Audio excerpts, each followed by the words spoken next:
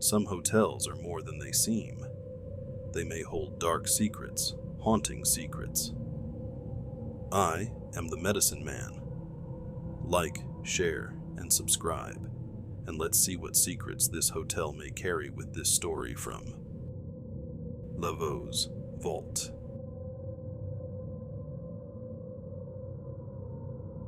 Our story is called Number 13. Among the towns of Jutland, Viborg justly holds a high place. It is the seat of a bishopric. It has a handsome but almost entirely new cathedral, a charming garden, a lake of great beauty, and many storks. Near it is Hald, accounted one of the prettiest things in Denmark. And hard by is Finderup, where Marsk Stig murdered King Eric Glipping on St. Cecilia's Day in the year 1286. 56 blows of square-headed iron maces were traced on Eric's skull when his tomb was opened in the 17th century. But I am not writing a guidebook. There are good hotels in Viborg. Preisler's and the Phoenix are all that can be desired. But my cousin, whose experiences I have to tell you now, went to the Golden Lion the first time that he visited Viborg. He has not been there since, and the following pages will perhaps explain the reason of his abstention. The Golden Lion is one of the very few houses in the town that were not destroyed in the Great Fire of 1726, which practically demolished the cathedral, the Sognakirke, the Radhus, and so much else that was old and interesting. It is a great red brick house. That is, the front is of brick, with Corby steps on the gables and a text over the door. But the courtyard into which the omnibus drives is of black and white cage work, in wood and plaster. The sun was declining in the heavens when my cousin walked up to the door, and the lights smote full upon the imposing facade of the house. He was delighted with the old-fashioned aspect of the place, and promised himself a thoroughly satisfactory and amusing stay in an inn so typical of old Jutland. It was not business in the ordinary sense of the word that had brought Mr. Anderson to Viborg. He was engaged upon some researches into the church history of Denmark, and it had come to his knowledge that in the Rigsarkiv of Viborg there were papers, saved from the fire, relating to the last days of Roman Catholicism in the country. He proposed, therefore, to spend a considerable time, perhaps as much as a fortnight or 3 weeks, in examining and copying these, and he hoped that the Golden Lion would be able to give him a room of sufficient size to serve alike as a bedroom and a study. His wishes were explained to the landlord, and, after a certain amount of thought, the latter suggested that perhaps it might be the best way for the gentleman to look at 1 or 2 of the larger rooms and pick one for himself. It seemed a good idea. The top floor was soon rejected as entailing too much getting upstairs after the day's work. The second floor contained no room of exactly the dimensions required, but on the first floor there was a choice of 2 or 3 rooms, which would, so far as size went, suit admirably. The landlord was strongly in favor of number 17, but Mr. Anderson pointed out that its windows commanded only the blank wall of the next house, and that it would be very dark in the afternoon. Either number 12 or number 14 would be better, for both of them looked on the street, and the bright evening light and the pretty view would more than compensate him for the additional amount of noise. Eventually, number 12 was selected. Like its neighbors, it had 3 windows, all on one side of the room. It was fairly high and unusually long. There was, of course, no fireplace, but the stove was handsome and rather old, a cast-iron erection on the side of which was a representation of Abraham sacrificing Isaac, and the inscription, First Book of Moses, chapter 22, above. Nothing else in the room was remarkable. The only interesting picture was an old colored print of the town, date about 1820. Supper time was approaching, but when Anderson, refreshed by the ordinary ablutions, descended the staircase, there were still a few minutes before the bell rang. He devoted them to examining the list of his fellow lodgers. As is usual in Denmark, their names were displayed on a large blackboard, divided into columns and lines, the numbers of the rooms being painted in at the beginning of each line. The list was not exciting. There was an advocate, or sagfører, a German, and some bagmen from Copenhagen. The one and only point which suggested any food for thought was the absence of any number 13 from the tale of the rooms. And even this was a thing which Anderson had already noticed half a dozen times in his experience of Danish hotels. He could not help wondering whether the objection to that particular number, common as it is, was so widespread and so strong as to make it difficult to let a room so ticketed, and he resolved to ask the landlord if he and his colleagues in the profession had actually met with many clients who refused to be accommodated in the 13th room. He had nothing to tell me. I am giving the story as I heard it from him about what passed at supper, and the evening which was spent in unpacking and arranging his clothes, books, and papers, was not more eventful. Towards 11 o'clock he resolved to go to bed, but with him, as with a good many other people nowadays, an almost necessary preliminary to bed, if he meant to sleep, was the reading of a few pages of print, and he now remembered that the particular book which he had been reading in the train, and which alone would satisfy him at that present moment, was in the pocket of his greatcoat, then hanging on a peg outside the dining room. To run down and secure it was the work of a moment, and, as the passages were by no means dark, it was not difficult for him to find his way back to his own door.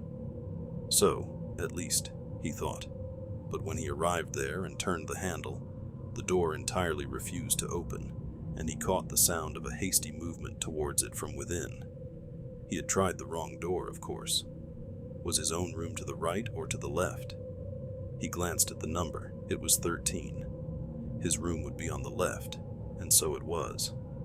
And not before he had been in bed for some minutes, had read his wonted 3 or 4 pages of his book, blown out his light, and turned over to go to sleep, did it occur to him that, whereas on the blackboard of the hotel there had been no number 13, there was undoubtedly a room numbered 13 in the hotel. He felt rather sorry he had not chosen it for his own. Perhaps he might have done the landlord a little service by occupying it, and given him the chance of saying that a well-born English gentleman had lived in it for 3 weeks and liked it very much. But probably it was used as a servant's room, or something of the kind. After all, it was most likely not so large or good a room as his own. And he looked drowsily about the room, which was fairly perceptible in the half-light from the street lamp. It was a curious effect, he thought. Rooms usually look larger in a dim light than a full one, but this seemed to have contracted in length and grown proportionately higher. Well, well. Sleep was more important than these vague ruminations, and to sleep he went. On the day after his arrival, Anderson attacked the Rigsarchive of Viborg. He was, as one might expect in Denmark, kindly received, and access to all that he wished to see was made as easy for him as possible. The documents laid before him were far more numerous and interesting than he had at all anticipated. Besides official papers, there was a large bundle of correspondence relating to Bishop Jürgen Fries, the last Roman Catholic who held the see, and in these there cropped up many amusing and what are called intimate details of private life and individual character. There was much talk of a house owned by the bishop, but not inhabited by him, in the town. Its tenant was apparently somewhat of a scandal and a stumbling block to the reforming party. He was a disgrace, they wrote, to the city. He practiced secret and wicked arts, and had sold his soul to the enemy. It was of a piece with the gross corruption and superstition of the Babylonish church that such a viper and blood-sucking troldmand should be patronized and harbored by the bishop. The bishop met these reproaches boldly. He protested his own abhorrence of all such things as secret arts, and required his antagonists to bring the matter before the proper court, of course, the spiritual court, and sift it to the bottom. No one could be more ready and willing than himself to condemn Mag. Nicholas Franken, if the evidence showed him to have been guilty of any of the crimes informally alleged against him. Anderson had not time to do more than glance at the next letter of the Protestant leader, Rasmus Nielsen, before the record office was closed for the day, but he gathered its general tenor, which was to the effect that Christian men were now no longer bound by the decisions of bishops of Rome, and that the bishop's court was not, and could not be, a fit or competent tribunal to judge so grave and weighty a cause. On leaving the office, Mr. Anderson was accompanied by the old gentleman who presided over it, and, as they walked, the conversation very naturally turned to the papers of which I have just been speaking. Herr Scavenius, the archivist of Viborg, though very well informed as to the general run of the documents under his charge, was not a specialist in those of the Reformation period. He was much interested in what Anderson had to tell him about them. He looked forward with great pleasure, he said, to seeing the publication in which Mr. Anderson spoke of embodying their contents. This house of the Bishop Fries, he added, it is a great puzzle to me where it can have stood. I have studied carefully the topography of old Viborg, but it is most unlucky. Of the old terrier of the bishop's property, which was made in 1560, and of which we have the greater part in the archive, just the piece which had the list of the town property is missing. Never mind. Perhaps I shall someday succeed to find him. After taking some exercise, I forget exactly how or where, Anderson went back to the Golden Lion, his supper, his game of patience, and his bed. On the way to his room, it occurred to him that he had forgotten to talk to the landlord about the omission of number 13 from the hotel, and also that he might as well make sure that number 13 did actually exist before he made any reference to the matter. The decision was not difficult to arrive at. There was the door with its number, as plain as could be, and work of some kind was evidently going on inside it, for as he neared the door, he could hear footsteps and voices, or a voice, within. During the few seconds in which he halted to make sure of the number, the footsteps ceased, seemingly very near the door, and he was a little startled at hearing a quick hissing, breathing as of a person in strong excitement. He went on to his own room, and again he was surprised to find how much smaller it seemed now than it had when he selected it. It was a slight disappointment, but only slight. If he found it really not large enough, he could very easily shift to another. In the meantime, he wanted something. As far as I remember, it was a pocket handkerchief, out of his portmanteau, which had been placed by the porter on a very inadequate trestle or stool against the wall at the farthest end of the room from his bed. Here was a very curious thing. The portmanteau was not to be seen. It had been moved by officious servants. Doubtless the contents had been put in the wardrobe. No, none of them were there. This was vexatious. The idea of a theft he dismissed at once. Such things rarely happen in Denmark, but some piece of stupidity had certainly been performed, which is not so uncommon, and the stupege must be severely spoken to. Whatever it was that he wanted, it was not so necessary to his comfort that he could not wait till the morning for it, and he therefore settled not to ring the bell and disturb the servants. He went to the window, the right-hand window it was, and looked out on the quiet street. There was a tall building opposite, with large spaces of dead wall. No passers-by, a dark night, and very little to be seen of any kind. The light was behind him, and he could see his own shadow clearly cast on the wall opposite. Also, the shadow of the bearded man in number 11 on the left, who passed to and fro in shirt sleeves once or twice, and was seen first brushing his hair, and later on in a nightgown. Also the shadow of the occupant of number 13 on the right. This might be more interesting. Number 13 was, like himself, leaning on his elbows on the windowsill, looking out into the street. He seemed to be a tall, thin man. Or was it by any chance a woman? At least, it was someone who covered his or her head with some kind of drapery before going to bed, and, he thought, must be possessed of a red lampshade, and the lamp must be flickering very much. There was a distinct playing up and down of a dull red light on the opposite wall. He craned out a little to see if he could make any more of the figure, but beyond a fold of some light, perhaps white material on the windowsill, he could see nothing. Now came a distant step in the street, and its approach seemed to recall number 13 to a sense of his exposed position, for very swiftly and suddenly he swept aside from the window, and his red light went out.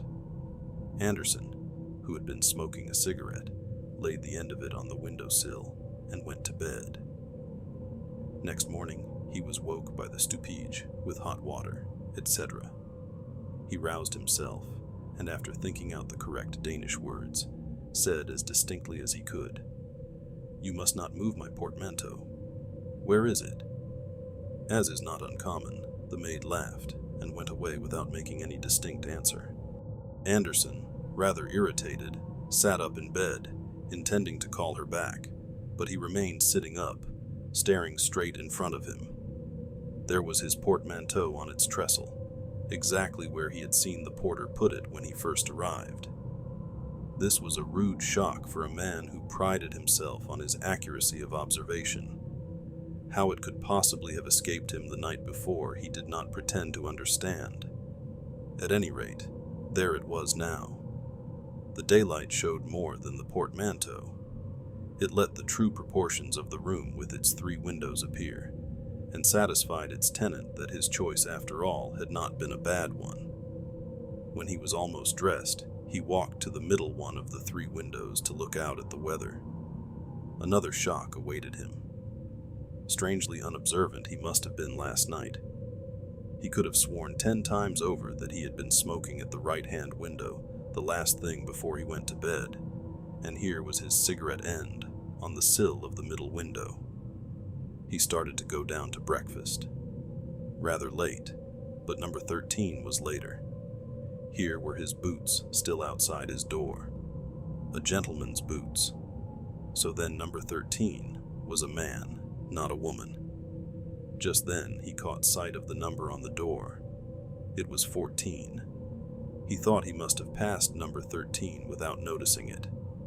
3 stupid mistakes in 12 hours were too much for a methodical, accurate-minded man, so he turned back to make sure. The next number to 14 was number 12, his own room. There was no number 13 at all. After some minutes devoted to a careful consideration of everything he had had to eat and drink during the last 24 hours, Anderson decided to give the question up. If his sight or his brain were giving way, he would have plenty of opportunities for ascertaining that fact.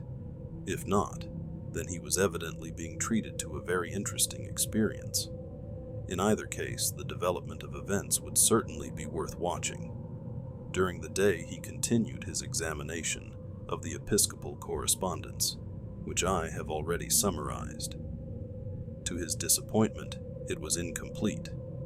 Only one other letter could be found, which referred to the affair of Mag, Nicholas Franken. It was from the Bishop Jürgen Fries to Rasmus Nielsen. He said, "Although we are not in the least degree inclined to assent to your judgment concerning our court, and shall be prepared, if need be, to withstand you to the uttermost in that behalf, yet forasmuch as our trusty and well-beloved Mag, Nicholas Franken, against whom you have dared to allege certain false and malicious charges, hath been suddenly removed from among us, it is apparent that the question for this time falls. but forasmuch as you further allege that the apostle and evangelist St. John, in his heavenly apocalypse, describes the Holy Roman Church under the guise and symbol of the Scarlet Woman, be it known to you, etc. Search as he might, Anderson could find no sequel to this letter, nor any clue to the cause or manner of the removal of the casus belli. He could only suppose that Franken had died suddenly, and as there were only 2 days between the date of Nielsen's last letter, when Franken was evidently still in being, and that of the bishop's letter, the death must have been completely unexpected. In the afternoon, he paid a short visit to Hald and took his tea at Bakelund. Nor could he notice, though he was in a somewhat nervous frame of mind, that there was any indication of such a failure of eye or brain as his experiences of the morning had led him to fear. At supper, he found himself next to the landlord. "What," he asked him after some indifferent conversation, "is the reason why in most of the hotels one visits in this country, the number 13 is left out of the list of rooms? I see you have none here." The landlord seemed amused. "To think that you should have noticed a thing like that. I've thought about it once or twice myself, to tell the truth. An educated man, I've said, has no business with these superstitious notions. I was brought up myself here in the high school of Viborg, and our old master was always a man to set his face against anything of that kind. He's been dead now this many years. A fine upstanding man he was, and ready with his hands as well as his head. I recollect us boys, one snowy day." Here he plunged into reminiscence. "Then you don't think there is any particular objection to having a number 13? said Anderson. "Ah, to be sure.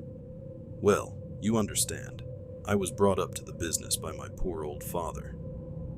He kept an hotel in Aarhus first, and then, when we were born, he moved to Viborg here, which was his native place, and had the Phoenix here until he died. That was in 1876. Then I started business in Silkeborg, and only the year before last I moved into this house." Then followed more details as to the state of the house and business when first taken over. "And when you came here, was there a number 13? No, I was going to tell you about that. You see, in a place like this, the commercial class, the travelers, are what we have to provide for in general. And put them in number 13?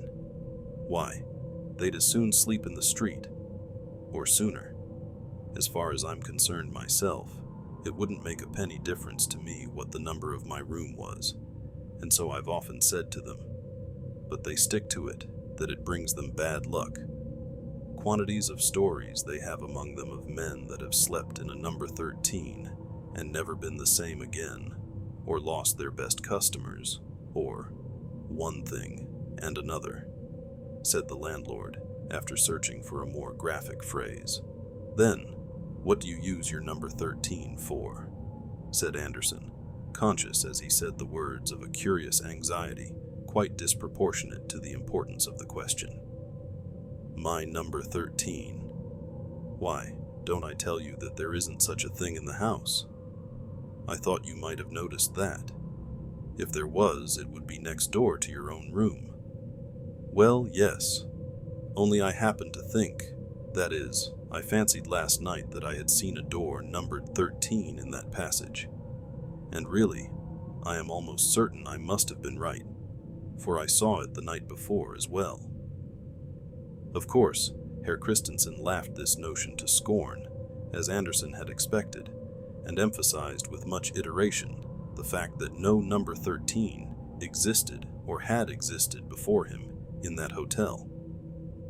Anderson was in some ways relieved by his certainty, but still puzzled, and he began to think that the best way to make sure whether he had indeed been subject to an illusion or not was to invite the landlord to his room to smoke a cigar later on in the evening. Some photographs of English towns which he had with him formed a sufficiently good excuse. Herr Christensen was flattered by the invitation and most willingly accepted it. At about 10 o'clock he was to make his appearance, but before that, Anderson had some letters to write, and retired for the purpose of writing them. He almost blushed to himself at confessing it, but he could not deny that it was the fact that he was becoming quite nervous about the question of the existence of number 13, so much so that he approached his room by way of number 11, in order that he might not be obliged to pass the door, or the place where the door ought to be. He looked quickly and suspiciously about the room when he entered it, but there was nothing, beyond that indefinable air of being smaller than usual, to warrant any misgivings. There was no question of the presence or absence of his portmanteau tonight. He had himself emptied it of its contents and lodged it under his bed. With a certain effort, he dismissed the thought of number 13 from his mind and sat down to his writing. His neighbors were quiet enough. Occasionally a door opened in the passage, and a pair of boots was thrown out. Or a bagman walked past, humming to himself, and outside, from time to time, a cart thundered over the atrocious cobblestones, or a quick step hurried along the flags. Anderson finished his letters, ordered in whiskey and soda, and then went to the window and studied the dead wall opposite and the shadows upon it. As far as he could remember, number 14 had been occupied by the lawyer, a staid man, who said little at meals, being generally engaged in studying a small bundle of papers beside his plate. Apparently, however, he was in the habit of giving vent to his animal spirits when alone. Why else should he be dancing? The shadow from the next room evidently showed that he was. Again and again his thin form crossed the window, his arms waved, and a gaunt leg was kicked up with surprising agility. He seemed to be barefooted, and the floor must be well laid, for no sound betrayed his movements.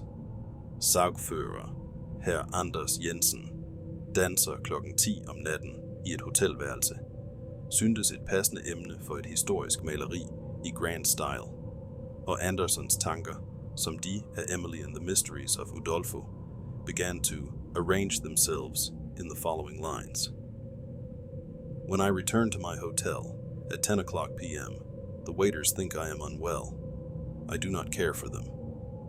But when I've locked my chamber door and put my boots outside, I dance all night upon the floor.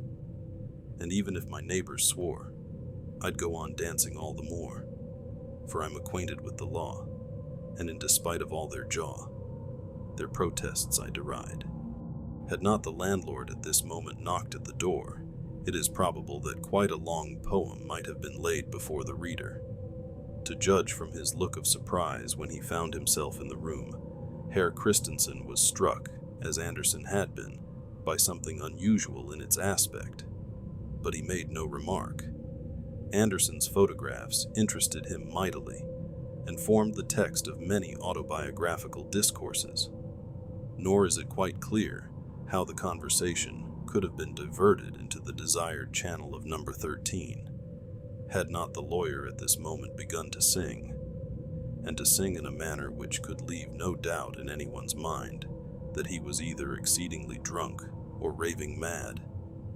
It was a high, thin voice that they heard, and it seemed dry, as if from long disuse.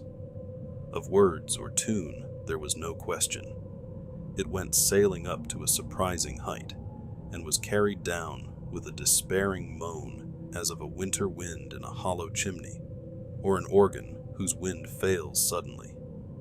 It was a really horrible sound, and Anderson felt that if he had been alone, he must have fled for refuge in society to some neighbor bagman's room.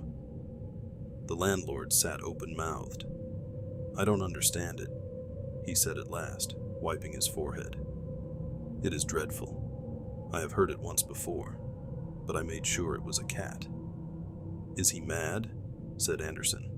"He must be. And what a sad thing.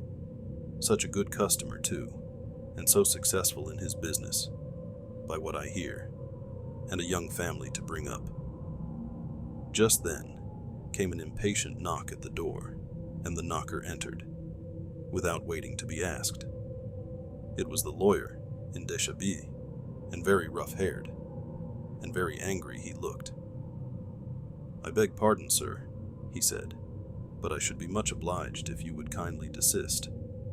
Here he stopped, for it was evident that neither of the persons before him was responsible for the disturbance, and after a moment's lull, it swelled forth again more wildly than before.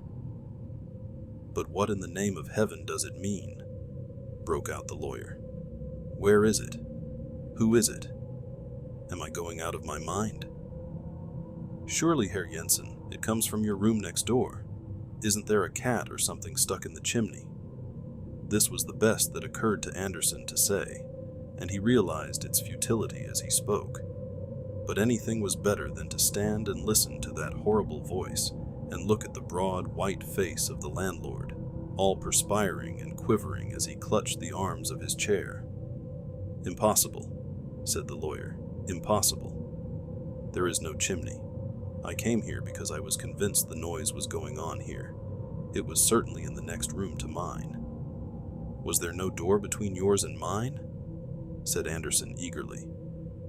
"No, sir," said Herr Jensen rather sharply. "At least not this morning." "Ah," said Anderson, "nor tonight?" "I am not sure," said the lawyer with some hesitation. Suddenly the crying or singing voice in the next room died away, and the singer was heard seemingly to laugh to himself in a crooning manner. The three men actually shivered at the sound. Then there was a silence. "Come," said the lawyer. "What have you to say, Herr Christensen? What does this mean?" "Good heaven," said Christensen. "How should I tell? I know no more than you, gentlemen. I pray I may never hear such a noise again." "So do I," said Herr Jensen, and he added something under his breath. Anderson thought it sounded like the last words of the Psalter, "Omnis spiritus laudet Dominum," but he could not be sure. "But we must do something," said Anderson. "The three of us. Shall we go and investigate in the next room?" "But that is Herr Jensen's room," wailed the landlord. "It is no use. He has come from there himself." "I am not so sure," said Jensen. "I think this gentleman is right. We must go and see." The only weapons of defense that could be mustered on the spot were a stick and umbrella. The expedition went out into the passage, not without quakings. There was a deadly quiet outside, but a light shone from under the next door. Anderson and Jensen approached it. The latter turned the handle and gave a sudden vigorous push. No use. The door stood fast. "Herr Christensen," said Jensen, "will you go and fetch the strongest servant you have in the place? We must see this through." The landlord nodded and hurried off, glad to be away from the scene of action. Jensen and Anderson remained outside looking at the door. "It is number 13, you see," said the latter. "Yes, there is your door, and there is mine," said Jensen. "My room has 3 windows in the daytime," said Anderson, with difficulty suppressing a nervous laugh. "By George, so has mine," said the lawyer, turning and looking at Anderson. His back was now to the door. In that moment the door opened, and an arm came out and clawed at his shoulder. It was clad in ragged yellowish linen, and the bare skin, where it could be seen, had long gray hair upon it. Anderson was just in time to pull Jensen out of its reach with a cry of disgust and fright, when the door shut again, and a low laugh was heard. Jensen had seen nothing, but when Anderson hurriedly told him what a risk he had run, he fell into a great state of agitation, and suggested that they should retire from the enterprise and lock themselves up in one or other of their rooms. However, while he was developing this plan, the landlord and 2 able-bodied men arrived on the scene, all looking rather serious and alarmed. Jensen met them with a torrent of description and explanation, which did not at all tend to encourage them for the fray. The men dropped the crowbars they had brought, and said flatly that they were not going to risk their throats in that devil's den. The landlord was miserably nervous and undecided, conscious that if the danger were not faced, his hotel was ruined, and very loth to face it himself. Luckily, Anderson hit upon a way of rallying the demoralized force. "Is this," he said, "the Danish courage I have heard so much of? It isn't a German in there, and if it was, we are 5-1.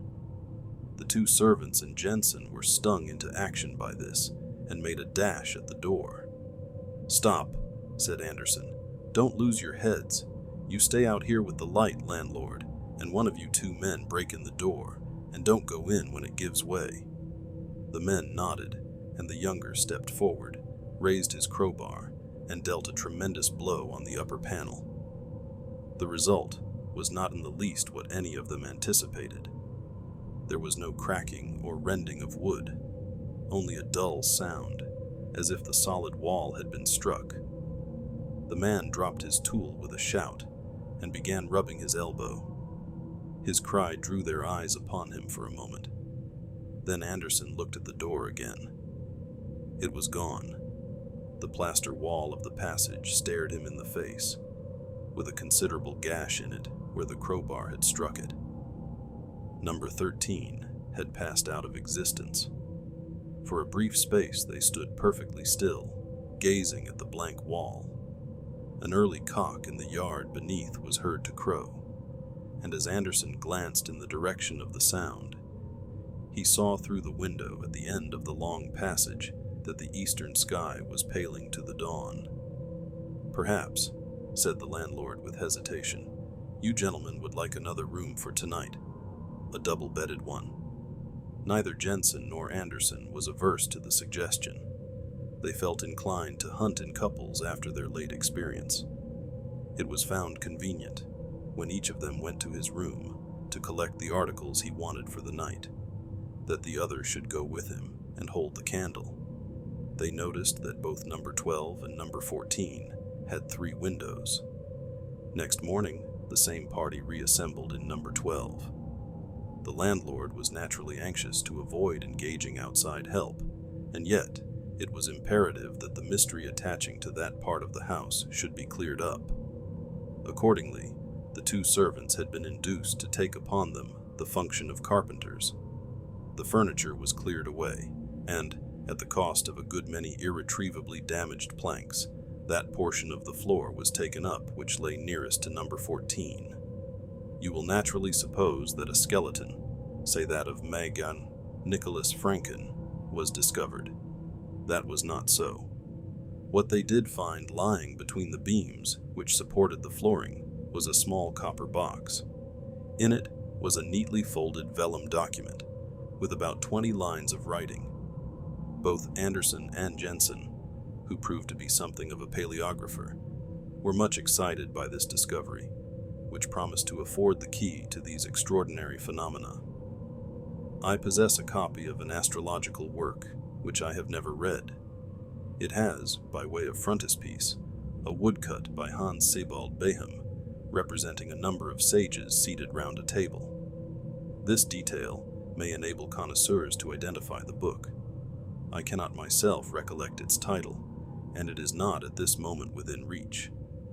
But the fly-leaves of it are covered with writing, and during the 10 years in which I have owned the volume, I have not been able to determine which way up this writing ought to be read, much less in what language it is. Not dissimilar was the position of Anderson and Jensen after the protracted examination to which they submitted the document in the copper box. After 2 days' contemplation of it, Jensen, who was the bolder spirit of the two, hazarded the conjecture that the language was either Latin or Old Danish. Anderson ventured upon no surmises, and was very willing to surrender the box and the parchment to the Historical Society of Viborg, to be placed in their museum. I had the whole story from him a few months later, as we sat in a wood near Uppsala after a visit to the library there, where we, or rather I, had laughed over the contract by which Daniel Salthenius, in later life professor of Hebrew at Königsberg, sold himself to Satan.